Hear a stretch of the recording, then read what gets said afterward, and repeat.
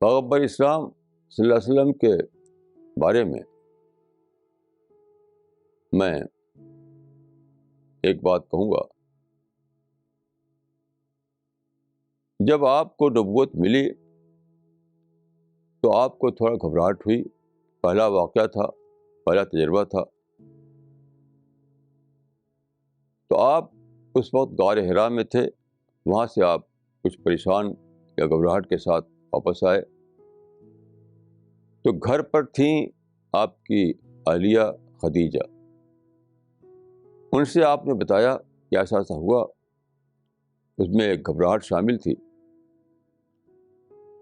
کہ وہاں پر فرشتہ آیا. اس نے کہا کہ اقرا، اور پھر وہ جو آیتیں ہیں اقرا بسم ربک الذی خلق، وہ اس نے آپ کو سکھائیں. یہ واقعہ ہوا.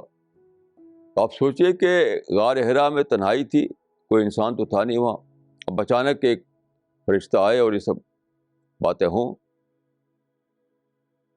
تو اٹ از بٹ نیچرل کہ آدمی میں کچھ گھبراہٹ طاری ہو. تو جب آئے تو حضرت خدیجہ نے کہا کہ اس میں گھبرانے کی کوئی بات نہیں ہے، اس لیے کہ آپ انسانوں کی خدمت کرتے ہیں، انسانوں کی مدد کرتے ہیں. جس انسان کو آپ دیکھتے ہیں کہ وہ ضرورت مند ہے، اس کی ضرورت پورا کرنے کے لیے آپ دوڑتے ہیں. تو انہوں نے کہا کہ جو آدمی خدا کے بندوں کی خدمت کرے، خدا اس کو کبھی بھی بیار و مددگار نہیں چھوڑے گا. آپ انسان کو اگر ہیلپ لیس حالت میں دیکھیں تو آپ دوڑتے ہیں اس کی مدد کرنے کے لیے. تو ایسا کیسے ہو سکتا ہے کہ خدا آپ کو ہیلپ لیس حالت میں چھوڑ دے، آپ کی مدد نہ کرے؟ دیکھیے، اس میں ہم کو ایک پرنسپل ملتا ہے، ایک پرنسپل، ایک اصول، کہ اگر آپ چاہتے ہیں کہ خدا آپ کی مدد کرے تو آپ انسانوں کی مدد کریں. اگر آپ چاہتے ہیں کہ خدا آپ سے محبت کرے تو آپ انسانوں سے محبت کریں. اگر آپ چاہتے ہیں کہ خدا آپ کی ضرورتوں کو پورا کرے تو آپ انسانوں کی ضرورتوں کو پورا کریں. یہ ایک بہت ہی زبردست اصول ہے.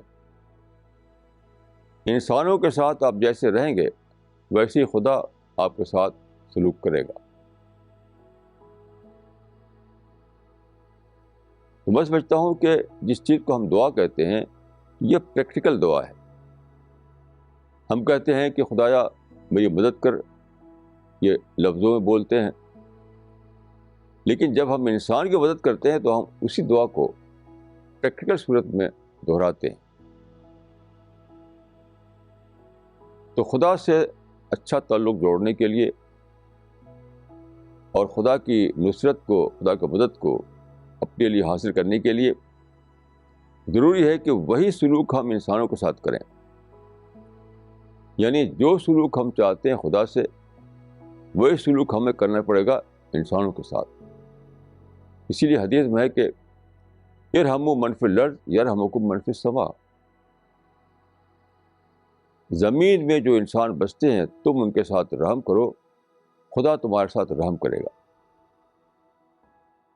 زمین میں جو انسان ہیں ان کے ساتھ تم اچھا سلوک کرو، خدا تمہارے ساتھ اچھا سلوک کرے گا. زمین میں جو انسان بستے ہیں تم ان کے کام آؤ تو خدا تمہارے مشکل کے وقتوں میں تمہارے کام آئے گا.